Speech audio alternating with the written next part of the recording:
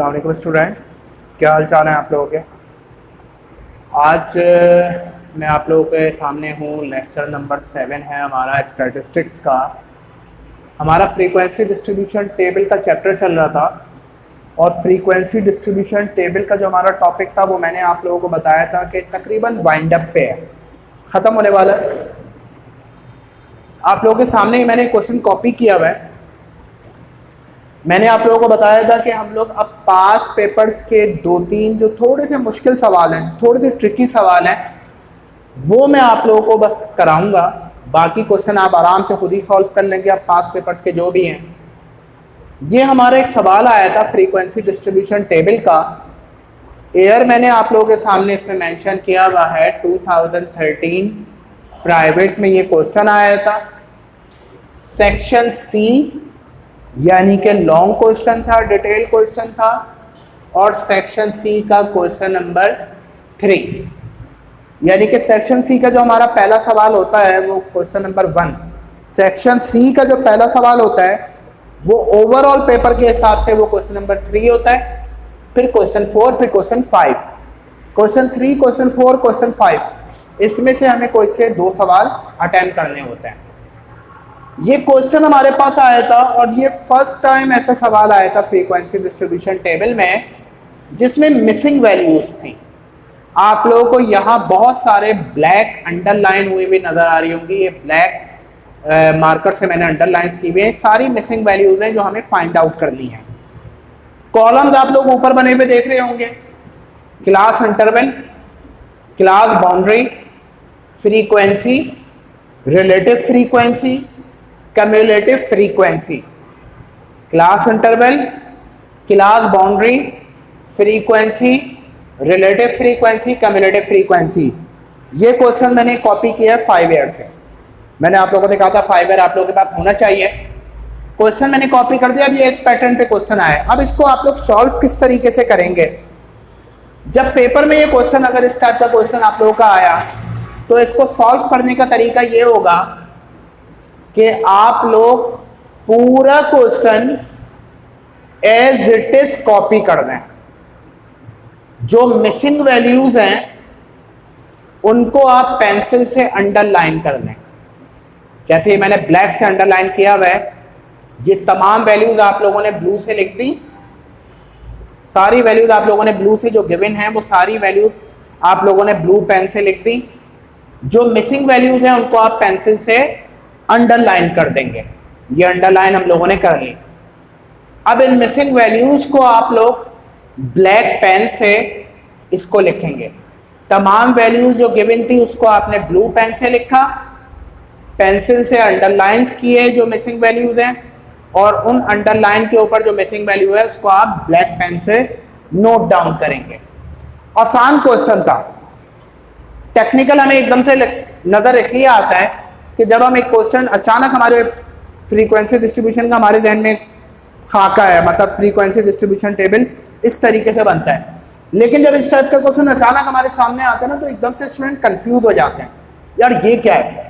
जरा आप कॉलम बने हुए देखें, ये सारी चीज़ें आप लोगों ने ऑलरेडी कैलकुलेट करी हुई हैं। तो चैलेंज देके इसको खुद करना शुरू करें। खुद करना शुरू करेंगे, उम्मीद है खुद अटेम्प्ट कर लेंगे। लास्ट सेशन में, उससे लास्ट सेशन में भी कुछ स्टूडेंट हमारे ऐसे थे जिन्होंने मेरे कराने से पहले ही ये क्वेश्चन खुद ही सॉल्व कर लिया था। चैलेंज लिया, एक्सेप्ट किया, कहने लगे सर ये तो बहुत ही आसान क्वेश्चन है। तो इसको हम सॉल्व करते हैं। इसको सॉल्व किस तरीके से करेंगे, मैं जो वैल्यूज हैं आप लोगों के सिर्फ समझाने के लिए, प्रेजेंटेशन देने के लिए मैं इसको रेड मार्कर से लिख रहा हूँ। मिसिंग वैल्यूज को मैं रेड मार्कर से लिख रहा हूँ। आप लोग सिर्फ ब्लैक और ब्लू यूज कर सकते हैं तो आप लोग इसको ब्लैक से लिखेंगे। मैं सिर्फ हाईलाइट करने के लिए इसको रेड मार्कर से लिख रहा हूँ। अब जरा आते हैं अपने पहले कॉलम की तरफ। क्लास इंटरवल, पहली क्लास इंटरवल है 0 से लेकर 3। इसका साइज अगर मैं बोलूं कि क्या साइज है, 0 1, 1 2, 2 3, 3 4, 0 1, 1 2, 2 3 और 3 4। साइज क्या है, 4 का साइज है। पहली क्लास इंटरवल हमारी एंड हो रही है 3 पे। तो नेक्स्ट क्लास इंटरवल कहां से स्टार्ट होगी, 4 से, 0 से 3, 4 से 7। देख लेते हैं ये क्लास इंटरवल सही है। 4 से स्टार्ट करिए, 4, 5, 6, 7। 4 का साइज आ गया, पहले में भी 4 का साइज, सेकंड में भी 4 का साइज। इसका मतलब ये है सेकंड इंटरवल की जो लोअर क्लास है यानी कि 4, ये मैंने सही लिखा है। अब 8 कहां पे एंड होगी? दो तरीके हैं, इसकी नेक्स्ट क्लास स्टार्ट हो रही है 12 से, तो इससे पहले वाला नंबर कौन सा होता है? 11। जो क्लास यहां पे खत्म होती है उसके अगले नंबर से यहां से स्टार्ट करते हैं। ये कहां पे एंड होगी? ये 12 पे स्टार्ट हो रही है, तो ये एंड कहां पे हुई होगी? 11 पे। साइज के हिसाब से देखने वरना 8, 9, 10, 11 कहां पे एंड होगी? 11 पे। अगली स्टार्ट हो गई 12 से 15, 16 से 19। सबके अंदर अगर आप लोग चेक करना चाह रहे हैं कि ये मिसिंग वैल्यू सही लिखी है, हर किसी का साइज अलग अलग निकाल के देख लें। सबका साइज 4 आ रहा है, सबका साइज 4 आ रहा है। अब आ जाते हैं क्लास बाउंड्री की तरफ। क्लास बाउंड्री बनाने का तरीका क्या होता था? सेकंड की लोअर, फर्स्ट की अपर, इन दोनों का डिफरेंस, सेकंड की लोअर, फर्स्ट की अपर, इन दोनों का डिफरेंस 4 -3, क्या डिफरेंस आ रहा है? 1 का। जो भी डिफरेंस आए इसको डिवाइड किससे करना है? 2 से। आंसर हमारा क्या आ रहा है? 0.5। जो भी आंसर आया है उसको लोअर क्लास में से माइनस, अपर क्लास में प्लस। दोबारा सुने, सेकंड की लोअर, फर्स्ट की अपर, इन दोनों का डिफरेंस क्या आ रहा है? 1। हमेशा डिवाइड किससे करेंगे क्लास बाउंड्री बनाने के लिए? 2 से। जो भी आंसर आया उसको लोअर क्लास में से माइनस करके यहां लिख दें, अपर क्लास में प्लस करके यहां लिख दें। अब जरा देखते हैं, पहला नंबर हमारा क्या है? 0। 0 में से अगर मैं 0.5 माइनस करता हूं तो मेरा आंसर क्या आ रहा है? माइनस का 0.5। क्लास बाउंड्री माइनस में आ सकती है, कोई इशू नहीं है। तो हमारी पहली क्लास बाउंड्री आ रही है माइनस का 0.5। क्लास बाउंड्री माइनस में आ सकती है। उसके बाद second class boundary, lower class है 4। 0.5 क्या करेंगे इसमें से? माइनस। 4 में से 0.5 माइनस करेंगे तो आंसर क्या आएगा? 3.5। फिर 8 लोअर क्लास है, 0.5 माइनस करेंगे, क्या आंसर आएगा? 7.5।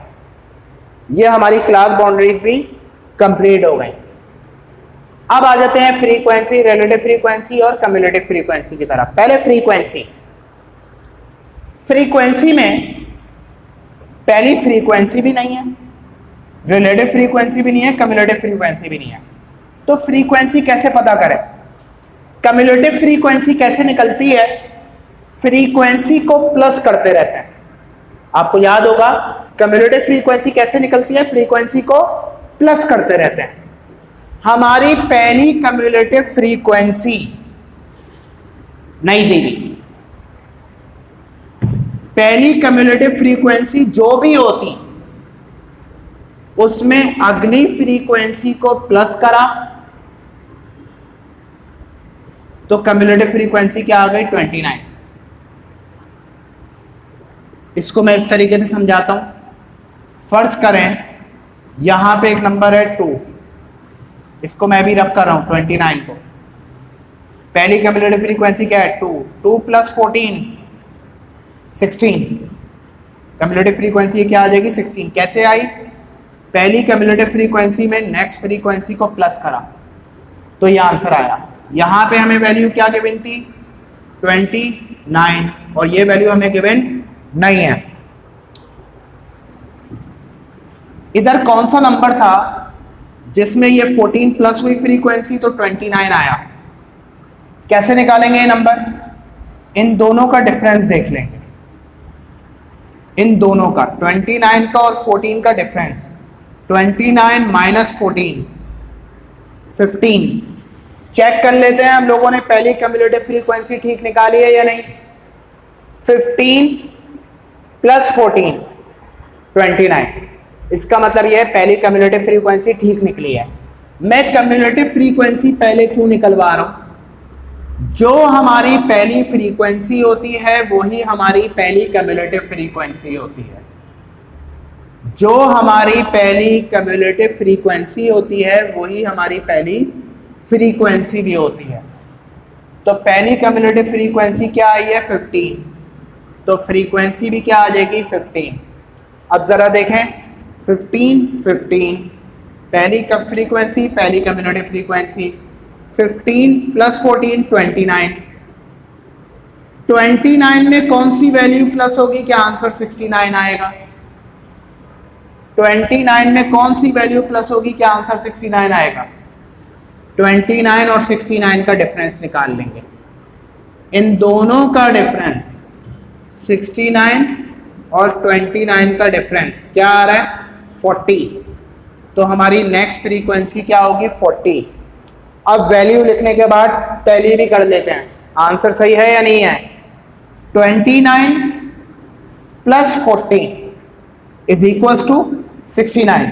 इसका मतलब ये हमारी ये वाली फ्रीक्वेंसी भी सही है। अब देखेंगे फ्रीक्वेंसी का टोटल क्वेश्चन में गिवन था 100। हमारी दो फ्रीक्वेंसी लिखने के बाद टोटल 100 भी आना चाहिए।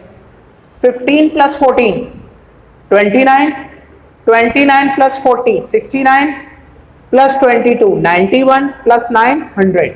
इसका मतलब हमने दोनों फ्रीक्वेंसी सही निकाली है। अब रिलेटिव फ्रीक्वेंसी, रिलेटिव फ्रीक्वेंसी कैसे निकलती थी? हर फ्रीक्वेंसी को टोटल फ्रीक्वेंसी से डिवाइड कर दिया जाए। हर फ्रीक्वेंसी को टोटल फ्रीक्वेंसी से डिवाइड करा जाए। जैसे पहली फ्रीक्वेंसी है 15 डिवाइडेड बाय 100, टोटल फ्रीक्वेंसी क्या है? 100। 15 डिवाइडेड बाय 100 0.15, फिर 14 डिवाइडेड बाय 100 0.14, फिर 9 डिवाइडेड बाय 100 0.09। अब आ जाते हैं कम्युलेटिव फ्रीक्वेंसी में मिसिंग वैल्यूज की तरफ। पहली मिसिंग वैल्यू तो हमने फ्रीक्वेंसी के चक्कर में पहले ही कैलकुलेट कर दी है। 15 प्लस 14 29, 29 प्लस 40 69, 69 प्लस 22 ये 91 था। 5 ईयर मेरे पास जो था उसके अंदर ये मिस प्रिंट होके 94 लिखा हुआ था। 5 ईयर जो मेरे पास था उसके अंदर ये वैल्यू गलत मेंशन हुई थी, ये 91 है, 94 नहीं है। 69 प्लस 22 91, 91 प्लस 9 100। लास्ट की कम्युलेटिव फ्रीक्वेंसी और फ्रीक्वेंसी का टोटल सेम आना चाहिए। मुझे कैसे पता चला था ये वैल्यू गलत थी? जो 5 ईयर में प्रिंट हुई भी थी 69 प्लस 22, मेरी वैल्यू, हमारी जो वैल्यू बन रही है वो 91 बन रही है, यहाँ पे प्रिंट था 94। अगर 94 एज्यूम कर लें सही है, 94 प्लस 9 103, जबकि फ्रीक्वेंसी का टोटल क्या है? 100। तो इसका मतलब क्या है कि यहाँ पे वैल्यू क्या थी? 91। तो इस तरीके से हमारा ये मिसिंग वैल्यू वाला सवाल कंप्लीट हुआ। क्वेश्चन जब ये सॉल्व हो जाता है तो फिर स्टूडेंट ये कहते हैं कि ये तो क्वेश्चन आसान था। आसान अब क्यों लग रहा है? क्योंकि सॉल्व हो गया।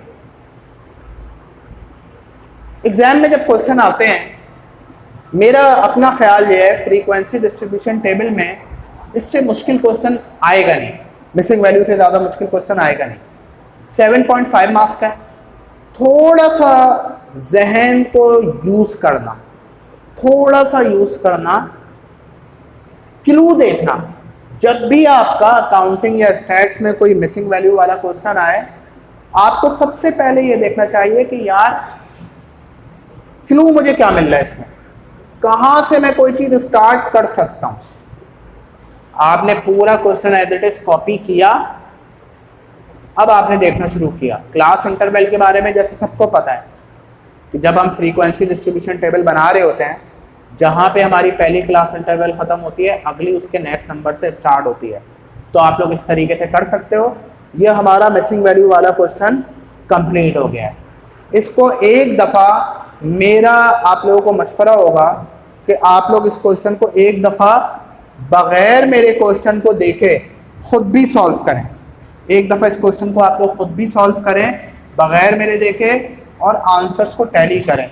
इस क्वेश्चन को मैं इसलिए कहता हूँ कि ये बिल्कुल 100% मार्क्स स्कोरिंग है, क्योंकि यहाँ पे आपके सामने आंसर्स भी टैली होते जा रहे हैं, साथ साथ आंसर्स आपके सामने टैली हो रहे हैं। 100% शो हो रहे हैं आपके ये क्वेश्चन आपने ठीक किए हैं, क्योंकि आप कम्युलेटिव फ्रीक्वेंसी भी चेक करते जा रहे हैं, हाँ यार सही आ रही है। फ्रीक्वेंसी का टोटल भी आपने चेक कर लिया, 100 आ रहा है। फ्रीक्वेंसी से कम्युलेटिव फ्रीक्वेंसी भी आपने चेक कर ली कि हाँ यार ये भी ठीक है। क्लास बाउंड्री आप लोगों ने चेक कर ली, हाँ यार ये भी ठीक है। तो इस तरीके से क्वेश्चन सॉल्व करेंगे तो आपका आंसर बिल्कुल ठीक आएगा।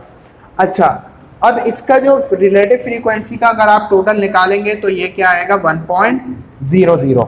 इसका टोटल हमारा 1.00 आएगा। और अगर ये पॉइंट के बाद 3 या 3 से ज़्यादा नंबर्स दिए हुए होंगे तो फिर आपका, और आप 3 नंबर्स को पॉइंट के बाद अगर ऐड करते हैं तो हो सकता है आपका आंसर एग्जैक्ट 1 ना आ रहा हो, 0.99 0.98 आ रहा हो, फिर भी आप इसको राउंड ऑफ करके 1.00 लिखेंगे। तो ये था हमारा आज का लेक्चर, जिसके अंदर हम लोगों ने मिसिंग वैल्यूज़ की एक कंडीशन सॉल्व की थी। पास पेपर का ये क्वेश्चन नंबर ज़रूर नोट कर लें कि कौन से साल का सवाल था, 5 ईयर में से आप लोग इसको देख सकते हैं। नेक्स्ट लेक्चर में इंशाअल्लाह ताला आप लोगों से फिर मुलाकात होगी एक नए क्वेश्चन के साथ। अपना ख्याल रखिएगा। अल्लाह हाफ़िज़।